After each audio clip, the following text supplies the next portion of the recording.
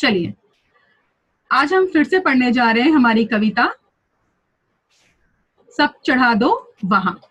देखिए, इससे पहले ये कविता हम हमारे पहले लेक्चर में पढ़ चुके थे। ये हमारा दूसरा लेक्चर है। कंटिन्यू कर रहे हैं कविता। एक दिन होठ से आंख ने ये कहा, मुस्कुरा कैसे लेते हो हर एक हाल में। देखिए, अब आपके सामने चित्र आने शुरू हो रहे हैं। यहाँ पे मैंने एक होठ दिखाया है मुस्कुराता हुआ, और यहाँ पे एक आंख दिखाई है। अब देखिए क्या हमारे कवि ने यहाँ कहने की कोशिश की है। तो कवि कहता है एक दिन होठ से आंख ने कहा। तो ये जो हमारी आंखें हैं दोनों, ये दोनों आंखें हमेशा देखती थी कि जो हमारे होठ हैं वो सदा मुस्कुराते हैं। मुस्कुराना मतलब हंसते रहते हैं। तो हमारी आंखों को बड़ी हैरानी हुई कि कैसे कैसे ये जो हमारा होठ है ये हमेशा खिला खिला और मुस्कुराता हुआ दिखाई देता है। तो एक दिन आंखों से नहीं रहा गया। मानो कवि कहता है कि आंखों ने इन होठों से पूछ लिया कि हे होठ, तू हमेशा मुस्कुराते क्यों हो। तो आप देख ही सकते हो यहाँ पे जो मैंने सर्कल किया है, हमारे होठ मुस्कुरा रहे हैं। देखते हैं आगे क्या जवाब मिला हमारे होठों को। होठों ने क्या जवाब दिया, ये देखिए। होठ बोले, है कोशिश किसी की आंख से कोई आंसू ना आए नए साल में, एक दिन फूल से। अब देखिए चित्र आपके सामने आने शुरू होंगे। ये देखिए एक हंसता हुआ आपका होठ आया हुआ है। दूसरा, अगर आपने ये दूसरे वाले चित्र को ध्यान से अगर आप देख रहे होंगे, ये देखिए मैंने सर्कल भी कर दिया है। एक बच्ची है, आंखों से आंसू उसके टपक रहे यानी कि निकल गए, यानी कि रो रही है। तो हमारा जो ये होठ है वो क्या कहना चाह रहा है। तो होठ कहता है, होठ बोले, है कोशिश किसी की आंख से कोई आंसू ना आए नए साल में। तो हमारे होठों का यही काम है कि वो पूरी कोशिश करता है कि वो सदा मुस्कुराए। अगर वो मुस्कुराएगा तो हमारे आंखों से बेटा इस तरह से आंसू कभी नहीं निकलेंगे। इसीलिए होठ क्या करता है, अपने गम छुपा देता है, यानी कि वो कभी दुखी नहीं होता। क्योंकि अगर होठ दुखी होंगे तो डेफिनेटली आंखों से आंसू निकलेगा। लेकिन जब होठ इस तरह से मुस्कुराएंगे तो हमारा चेहरा कभी इस तरह से रोता हुआ नहीं दिखाई देगा। तो यहाँ मॉरल कहने का मतलब क्या था। तो मॉरल ऑफ द यहाँ स्टोरी ये था कि जिस तरह होठ अपने गम एक साइड में रख देता है, लेकिन पूरी कोशिश करता है कि जो हमारी आंखें हैं उन आंखों को कोई तकलीफ ना हो, वो कभी रोए नहीं। तो उसी तरह हम इंसानों को भी चाहिए कि हमारे लाइफ में यानी कि जीवन में ऐसे कई लोग आते हैं जो अपना अच्छा और बुरा यानी कि सुख और दुख दोनों हमसे बांटते हैं। तो हमें चाहिए जब भी हम किसी से बात करें तो हंसकर बात करें, अपना सुख बांटे, कभी भी किसी से अपना दुख ना बांटे। कहते हैं, वैसे भी कहा जाता है दुख बांटने से दुख हल्का होता है। लेकिन कभी कभी जब हम किसी को अपना दुख बांटते हैं तो क्या होता है, सामने वाला भी दुखी हो जाता है। इसीलिए पूरी कोशिश कीजिए कि आपके इन होठों पे सदा मुस्कुराहट रहे। जब आपके होठ मुस्कुराएंगे तो आपकी आंखों में भी वो चमक, वो खुशी दिखेगी। और जब आप किसी सामने वाले से बात करोगे तो सामने वाला कभी आपसे कोई दुखी या दुखपन महसूस नहीं करेगा। ये है आपकी अगली पंक्ति। एक दिन मैंने पूछा सृजनहार से, आपसे भी बड़ा कौन इस काल में। देखिए क्या उत्तर मिला। पहले हम फोटो देख लेते हैं। सृजनहार का मतलब होता है भगवान। जो भी नए शब्द होते हैं आप लोग हमेशा अपनी नोटबुक में लिख लिया कीजिए। सृजनहार मतलब ईश्वर या भगवान। देखिए पिक्चर आपके सामने आना शुरू हो चुके हैं। ये देखिए, ये है आपका पहला चित्र। इस पहले चित्र में मैंने क्या दिखाया है, एक इंसान है, वो क्या कर रहा है, प्रार्थना कर रहा है। किसकी, तो ईश्वर की प्रार्थना कर रहा है। और वो क्या कह रहा है ईश्वर से, तो वो हमारे सृजनहार यानी कि ईश्वर से कह रहा है कि हे मेरे ईश्वर, आपसे बड़ा कौन इस काल में, यानी कि आपसे भी बड़ा इस पूरे संसार में अगर मैं किसी को मानूं तो किसे मानूं, कौन है आपसे बड़ा, क्या कोई आपसे बड़ा है भी या नहीं। आइए देखते हैं क्या उत्तर दिया सृजनहार यानी कि ईश्वर ने। पैराग्राफ आगे आपके सामने। बोले, माँ बाप से है ना कोई बड़ा, सब चढ़ा दो वहां जो रखा थाल में, एक दिन फूल से। देखिए चित्र आ गया आपके सामने। पहले चित्र में मैंने दिखाया है, देखिए ये वाले चित्र में, कि कैसे लोग पूजा की थाल भरकर भगवान के दर्शन करने जाते हैं और उन्हें वो थाल का भोग चढ़ाते हैं। भोग मतलब वो प्रसाद भगवान को चढ़ाते हैं। ना दूसरा, ये देखिए, दूसरा अगर आपने चित्र ध्यान से देखा होगा तो यहाँ देखिए, हमें हमारे माँ बाप के पैर छूने चाहिए और वो छू भी रहे हैं। एक आदमी एक औरत अपने माँ बाप के पैर छू रहे हैं। तो देखिए हमारे कवि ने क्या कहना चाहा है। बोले, माँ बाप से है ना कोई बड़ा।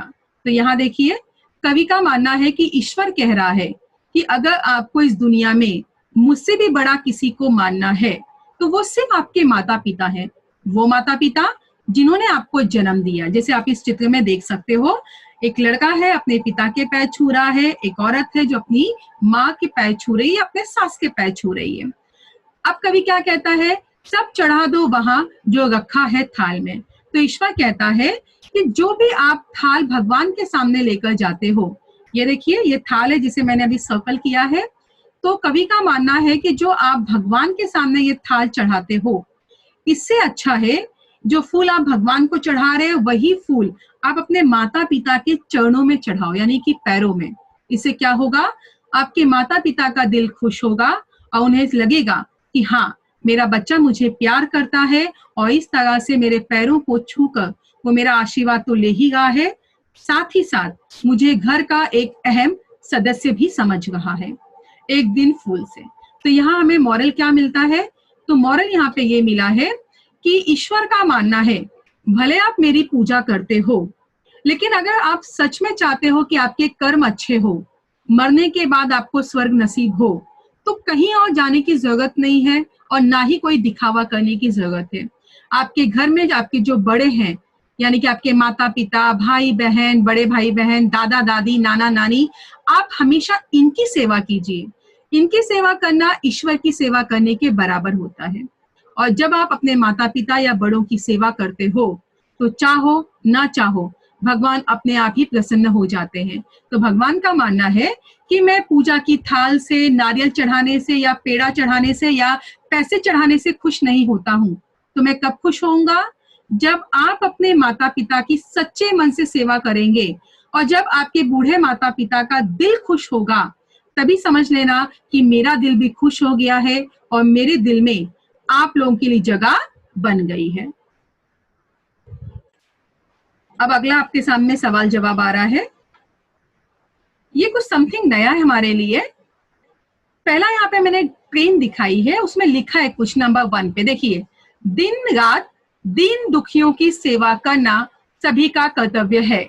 अगर आपने ध्यान से देखा होगा तो देखो यहाँ पे पहली खिड़की में लिखा है दीन और यहाँ दूसरी खिड़की में लिखा है दिन।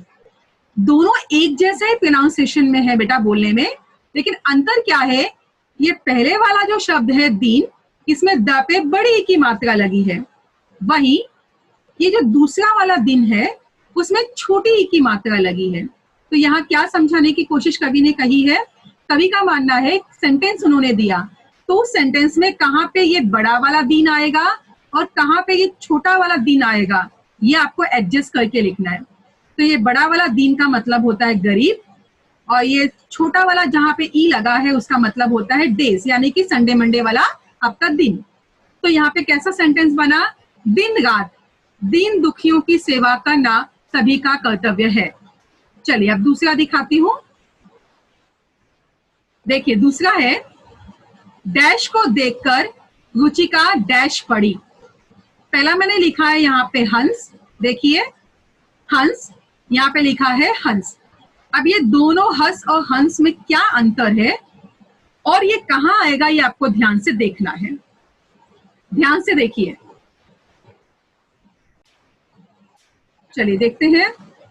तीसरा अपना शब्द डैश में डैश शब्द मिलता है, एक लिखा है कोश, एक लिखा है कोश। अब आपको इसका आंसर सोचना है कि कहाँ पे क्या आएगा।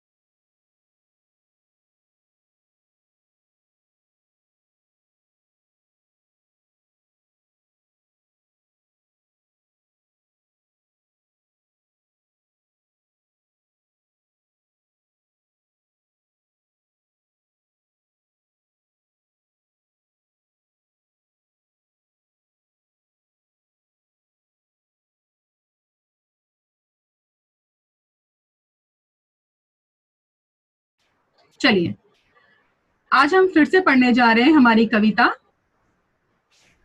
सब चढ़ा दो वहां। देखिए इससे पहले ये कविता हम हमारे पहले लेक्चर में पढ़ चुके थे, ये हमारा दूसरा लेक्चर है। कंटिन्यू कर रहे हैं कविता। एक दिन होठ से आंख ने ये कहा, मुस्कुरा कैसे लेते हो हर एक हाल में। देखिए अब आपके सामने चित्र आने शुरू हो रहे हैं। यहाँ पे मैंने एक होठ दिखाया है मुस्कुराता हुआ और यहाँ पे एक आंख दिखाई है। अब देखिए क्या हमारे कवि ने यहाँ कहने की कोशिश की है। तो कवि कहता है एक दिन होठ से आंख ने कहा। तो ये जो हमारी आंखें हैं दोनों, ये दोनों आंखें हमेशा देखती थी कि जो हमारे होठ हैं वो सदा मुस्कुराते हैं। मुस्कुराना मतलब हंसते रहते हैं। तो हमारी आंखों को बड़ी हैरानी हुई कि कैसे कैसे ये जो हमारा होठ है ये हमेशा खिला खिला और मुस्कुराता हुआ दिखाई देता है। तो एक दिन आंखों से नहीं रहा गया। मानो कवि कहता है कि आंखों ने इन होठों से पूछ लिया कि हे होठ तू हमेशा मुस्कुराते क्यों हो। तो आप देख ही सकते हो यहाँ पे जो मैंने सर्कल किया है हमारे होठ मुस्कुरा रहे हैं। देखते हैं आगे क्या जवाब मिला हमारे होठों को। होठों ने क्या जवाब दिया, ये देखिए। होठ बोले है कोशिश किसी की आंख से, कोई आंसू ना आए नए साल में, एक दिन फूल से। अब देखिए चित्र आपके सामने आने शुरू होंगे। ये देखिए एक हंसता हुआ आपका होठ आया हुआ है। दूसरा, अगर आपने ये दूसरे वाले चित्र को ध्यान से अगर आप देख रहे होंगे, ये देखिए मैंने सर्कल भी कर दिया है। एक बच्ची है, आंखों से आंसू उसके टपक रहे यानी कि निकल गए, यानी कि रो रही है। तो हमारा जो ये होठ है वो क्या कहना चाह रहा है। तो होठ कहता है, होठ बोले है कोशिश किसी की आंख से, कोई आंसू ना आए नए साल में। तो हमारे होठों का यही काम है कि वो पूरी कोशिश करता है कि वो सदा मुस्कुराए। अगर वो मुस्कुराएगा तो हमारे आंखों से बेटा इस तरह से आंसू कभी नहीं निकलेंगे। इसीलिए होठ क्या करता है, अपने गम छुपा देता है, यानी कि वो कभी दुखी नहीं होता। क्योंकि अगर होठ दुखी होंगे तो डेफिनेटली आंखों से आंसू निकलेगा। लेकिन जब होठ इस तरह से मुस्कुराएंगे तो हमारा चेहरा कभी इस तरह से रोता हुआ नहीं दिखाई देगा। तो यहाँ मॉरल कहने का मतलब क्या था। तो मॉरल ऑफ द यहाँ स्टोरी ये था कि जिस तरह होठ अपने गम एक साइड में रख देता है लेकिन पूरी कोशिश करता है कि जो हमारी आंखें हैं उन आंखों को कोई तकलीफ ना हो, वो कभी रोए नहीं। तो उसी तरह हम इंसानों को भी चाहिए कि हमारे लाइफ में यानी कि जीवन में ऐसे कई लोग आते हैं जो अपना अच्छा और बुरा यानी कि सुख और दुख दोनों हमसे बांटते हैं। तो हमें चाहिए जब भी हम किसी से बात करें तो हंसकर बात करें, अपना सुख बांटे, कभी भी किसी से अपना दुख ना बांटे। कहते हैं, वैसे भी कहा जाता है दुख बांटने से दुख हल्का होता है, लेकिन कभी कभी जब हम किसी को अपना दुख बांटते हैं तो क्या होता है, सामने वाला भी दुखी हो जाता है। इसीलिए पूरी कोशिश कीजिए कि आपके होठों पे सदा मुस्कुराहट रहे। जब आपके होठ मुस्कुराएंगे तो आपकी आंखों में भी वो चमक, वो खुशी दिखेगी। और जब आप किसी सामने वाले से बात करोगे तो सामने वाला कभी आपसे कोई दुखी या दुखपन महसूस नहीं करेगा। ये है आपकी अगली पंक्ति। एक दिन मैंने पूछा सृजनहार से, आपसे भी बड़ा कौन इस काल में। देखिए क्या उत्तर मिला। पहले हम फोटो देख लेते हैं। सृजनहार का मतलब होता है भगवान। जो भी नए शब्द होते हैं आप लोग हमेशा अपनी नोटबुक में लिख लिया कीजिए। सृजनहार मतलब ईश्वर या भगवान। देखिए पिक्चर आपके सामने आना शुरू हो चुके हैं। ये देखिए ये है आपका पहला चित्र। इस पहले चित्र में मैंने क्या दिखाया है, एक इंसान है, वो क्या कर रहा है, प्रार्थना कर रहा है। किसकी, तो ईश्वर की प्रार्थना कर रहा है। और वो क्या कह रहा है ईश्वर से, तो वो हमारे सृजनहार यानी कि ईश्वर से कह रहा है कि हे मेरे ईश्वर, आपसे बड़ा कौन इस काल में, यानी कि आपसे भी बड़ा इस पूरे संसार में अगर मैं किसी को मानूं तो किसे मानूं, कौन है आपसे बड़ा, क्या कोई आपसे बड़ा है भी या नहीं। आइए देखते हैं क्या उत्तर दिया सृजनहार यानी कि ईश्वर ने। पैराग्राफ आगे आपके सामने। बोले माँ बाप से है ना कोई बड़ा, सब चढ़ा दो वहां जो रखा थाल में, एक दिन फूल से। देखिए चित्र आ गया आपके सामने। पहले चित्र में मैंने दिखाया है, देखिए ये वाले चित्र में, कि कैसे लोग पूजा की थाल भरकर भगवान के दर्शन करने जाते हैं और उन्हें वो थाल का भोग चढ़ाते, भोग मतलब वो प्रसाद भगवान को चढ़ाते हैं। ना दूसरा, ये देखिए दूसरा, अगर आपने चित्र ध्यान से देखा होगा तो यहाँ देखिए, हमें हमारे माँ बाप के पैर छूने चाहिए और वो छू भी गए हैं। एक आदमी एक औरत अपने माँ बाप के पैर छू रहे हैं। तो देखिए हमारे कवि ने क्या कहना चाहा है, बोले माँ बाप से है ना कोई बड़ा। तो यहाँ देखिए कवि का मानना है कि ईश्वर कह रहा है कि अगर आपको इस दुनिया में मुझसे भी बड़ा किसी को मानना है तो वो सिर्फ आपके माता पिता हैं, वो माता पिता जिन्होंने आपको जन्म दिया। जैसे आप इस चित्र में देख सकते हो, एक लड़का है अपने पिता के पैर छू रहा है, एक औरत है जो अपनी माँ के पैर छू रही है, अपने सास के पैर छू रही है। अब कवि क्या कहता है, सब चढ़ा दो वहां जो रखा है थाल में। तो ईश्वर कहता है कि जो भी आप थाल भगवान के सामने लेकर जाते हो, ये देखिए ये थाल है जिसे मैंने अभी सर्कल किया है। तो कवि का मानना है कि जो आप भगवान के सामने ये थाल चढ़ाते हो, इससे अच्छा है जो फूल आप भगवान को चढ़ा रहे हो वही फूल आप अपने माता पिता के चरणों में चढ़ाओ, यानी कि पैरों में। इससे क्या होगा, आपके माता पिता का दिल खुश होगा और उन्हें लगेगा कि हाँ मेरा बच्चा मुझे प्यार करता है और इस तरह से मेरे पैरों को छूकर वो मेरा आशीर्वाद तो ले ही रहा है, साथ ही साथ मुझे घर का एक अहम सदस्य भी समझ रहा है। एक दिन फूल से। तो यहाँ हमें मॉरल क्या मिलता है, तो मॉरल यहाँ पे ये मिला है कि ईश्वर का मानना है भले आप मेरी पूजा करते हो, लेकिन अगर आप सच में चाहते हो कि आपके कर्म अच्छे हो, मरने के बाद आपको स्वर्ग नसीब हो, तो कहीं और जाने की जरूरत नहीं है और ना ही कोई दिखावा करने की जरूरत है। आपके घर में आपके जो बड़े हैं, यानी कि आपके माता पिता, भाई बहन, बड़े भाई बहन, दादा दादी, नाना नानी, आप हमेशा इनकी सेवा कीजिए। इनकी सेवा करना ईश्वर की सेवा करने के बराबर होता है। और जब आप अपने माता पिता या बड़ों की सेवा करते हो तो चाहो ना चाहो भगवान अपने आप ही प्रसन्न हो जाते हैं। तो भगवान का मानना है कि मैं पूजा की थाल से, नारियल चढ़ाने से या पेड़ा चढ़ाने से या पैसे चढ़ाने से खुश नहीं होता हूँ। तो मैं कब खुश होऊंगा, जब आप अपने माता पिता की सच्चे मन से सेवा करेंगे और जब आपके बूढ़े माता पिता का दिल खुश होगा, तभी समझ लेना कि मेरा दिल भी खुश हो गया है और मेरे दिल में आप लोगों के लिए जगह बन गई है। अब अगला आपके सामने सवाल जवाब आ रहा है। ये कुछ समथिंग नया है हमारे लिए। पहला यहाँ पे मैंने ट्रेन दिखाई है, उसमें लिखा है कुछ नंबर 1 पे, देखिए, दिन रात दीन दुखियों की सेवा करना सभी का कर्तव्य है। अगर आपने ध्यान से देखा होगा तो देखो यहाँ पे पहली खिड़की में लिखा है दीन और यहाँ दूसरी खिड़की में लिखा है दिन। दोनों एक जैसे ही प्रोनाउंसिएशन में है बेटा बोलने में, लेकिन अंतर क्या है, ये पहले वाला जो शब्द है दीन, इसमें द पे बड़ी ई की मात्रा लगी है, वहीं ये जो दूसरा वाला दिन है उसमें छोटी ई की मात्रा लगी है। तो यहाँ क्या समझाने की कोशिश कवि ने कही है, कवि का मानना है सेंटेंस उन्होंने दिया तो उस सेंटेंस में कहाँ पे ये बड़ा वाला दिन आएगा और कहाँ पे ये छोटा वाला दिन आएगा, ये आपको एडजस्ट करके लिखना है। तो ये बड़ा वाला दिन का मतलब होता है गरीब और ये छोटा वाला जहाँ पे ई लगा है उसका मतलब होता है डेज, यानी कि संडे मंडे वाला आपका दिन। तो यहाँ पे कैसा सेंटेंस बना, दिन रात दीन दुखियों की सेवा करना सभी का कर्तव्य है। चलिए अब दूसरा दिखाती हूं। देखिए दूसरा है, डैश को देखकर रुचिका डैश पड़ी। पहला मैंने लिखा है यहाँ पे हंस, देखिए हंस, यहाँ पे लिखा है हंस। अब ये दोनों हंस और हंस में क्या अंतर है और ये कहाँ आएगा, ये आपको ध्यान से देखना है। ध्यान से देखिए, चलिए देखते हैं। तीसरा अपना शब्द डैश में डैश शब्द मिलता है, एक लिखा है कोश, एक लिखा है कोश। अब आपको इसका आंसर सोचना है कि कहाँ पे क्या आएगा। ये देखिए अगला आपका, ये भी आपका बेटा मैंने कुछ क्वेश्चन दिया। चलिए आज हम फिर से पढ़ने जा रहे हैं हमारी कविता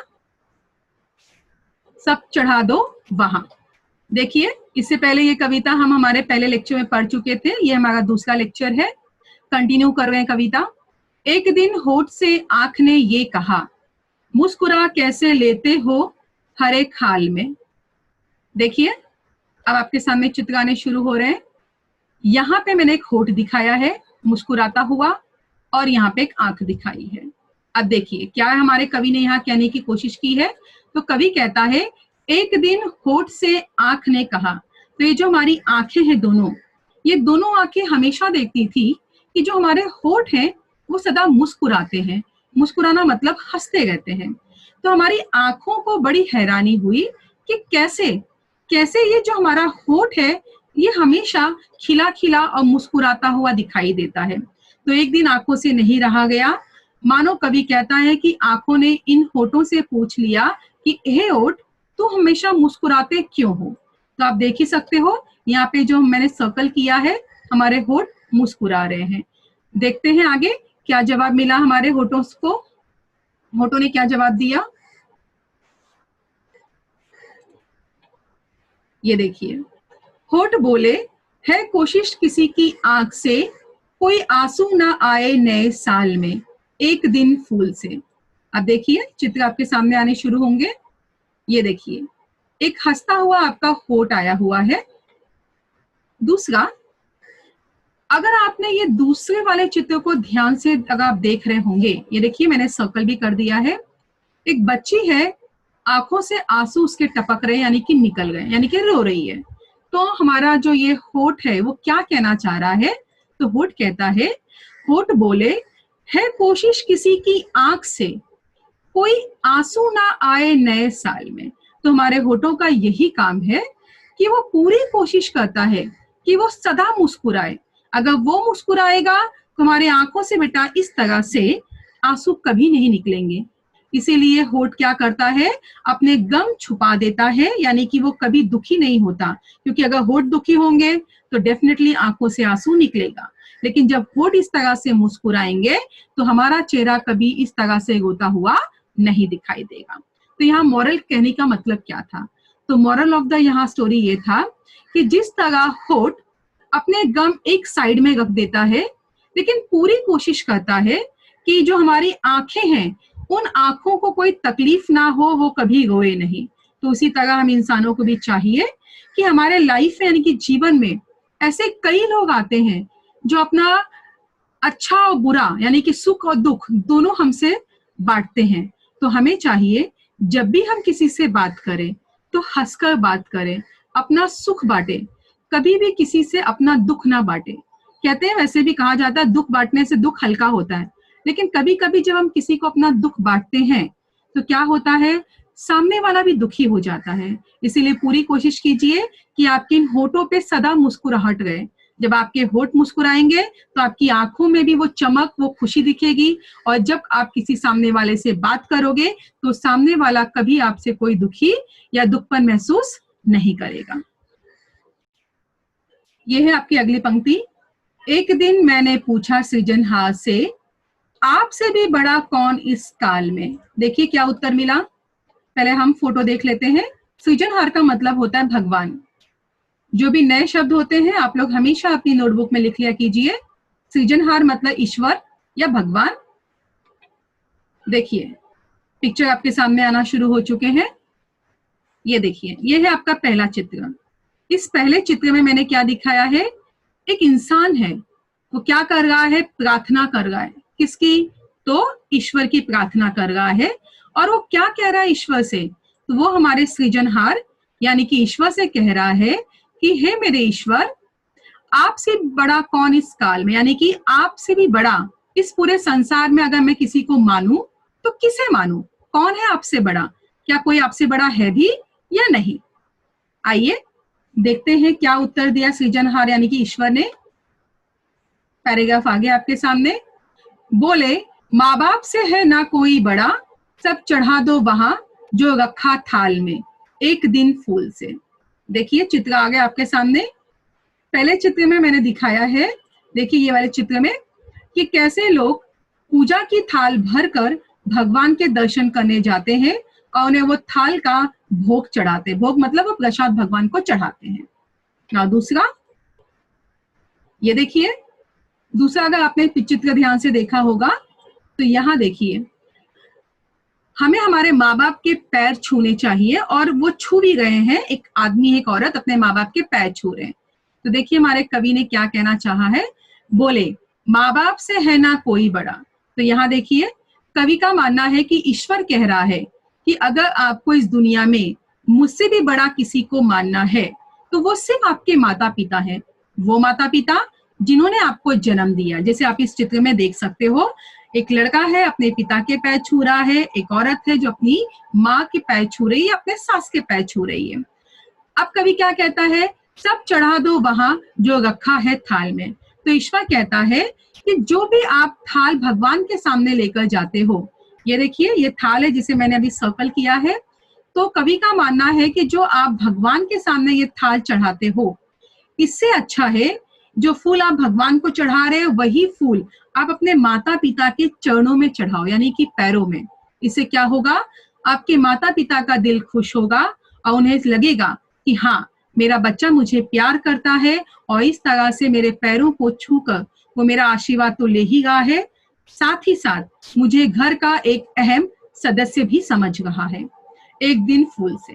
तो यहाँ हमें मॉरल क्या मिलता है, तो मॉरल यहाँ पे ये मिला है कि ईश्वर का मानना है भले आप मेरी पूजा करते हो, लेकिन अगर आप सच में चाहते हो कि आपके कर्म अच्छे हो, मरने के बाद आपको स्वर्ग नसीब हो, तो कहीं और जाने की जरूरत नहीं है और ना ही कोई दिखावा करने की जरूरत है। आपके घर में आपके जो बड़े हैं, यानी कि आपके माता पिता, भाई बहन, बड़े भाई बहन, दादा दादी, नाना नानी, आप हमेशा इनकी सेवा कीजिए। इनकी सेवा करना ईश्वर की सेवा करने के बराबर होता है। और जब आप अपने माता पिता या बड़ों की सेवा करते हो तो चाहो ना चाहो भगवान अपने आप ही प्रसन्न हो जाते हैं। तो भगवान का मानना है कि मैं पूजा की थाल से, नारियल चढ़ाने से या पेड़ा चढ़ाने से या पैसे चढ़ाने से खुश नहीं होता हूँ। तो मैं कब खुश होऊंगा, जब आप अपने माता पिता की सच्चे मन से सेवा करेंगे और जब आपके बूढ़े माता पिता का दिल खुश होगा, तभी समझ लेना कि मेरा दिल भी खुश हो गया है और मेरे दिल में आप लोगों के लिए जगह बन गई है। अब अगला आपके सामने सवाल जवाब आ रहा है। ये कुछ समथिंग नया है हमारे लिए। पहला यहाँ पे मैंने ट्रेन दिखाई है, उसमें लिखा है कुछ नंबर 1 पे, देखिए दिन रात दीन दुखियों की सेवा करना सभी का कर्तव्य है। अगर आपने ध्यान से देखा होगा तो देखो यहाँ पे पहली खिड़की में लिखा है दीन और यहाँ दूसरी खिड़की में लिखा है दिन। दोनों एक जैसा ही प्रोनाउंसिएशन में है बेटा बोलने में, लेकिन अंतर क्या है, ये पहले वाला जो शब्द है दीन, इसमें द पे बड़ी ई की मात्रा लगी है, वहीं ये जो दूसरा वाला दिन है उसमें छोटी ई की मात्रा लगी है। तो यहाँ क्या समझाने की कोशिश कवि ने कही है, कवि का मानना है सेंटेंस उन्होंने दिया तो उस सेंटेंस में कहाँ पे ये बड़ा वाला दिन आएगा और कहाँ पे ये छोटा वाला दिन आएगा, ये आपको एडजस्ट करके लिखना है।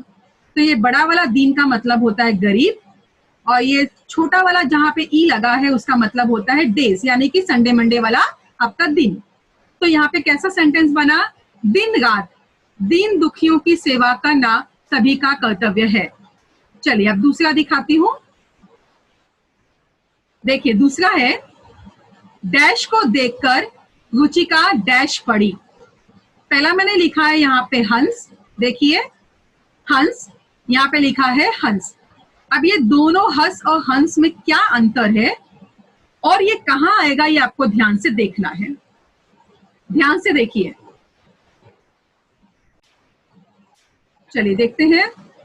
तीसरा अपना शब्द डैश में डैश शब्द मिलता है, एक लिखा है कोश, एक लिखा है कोश।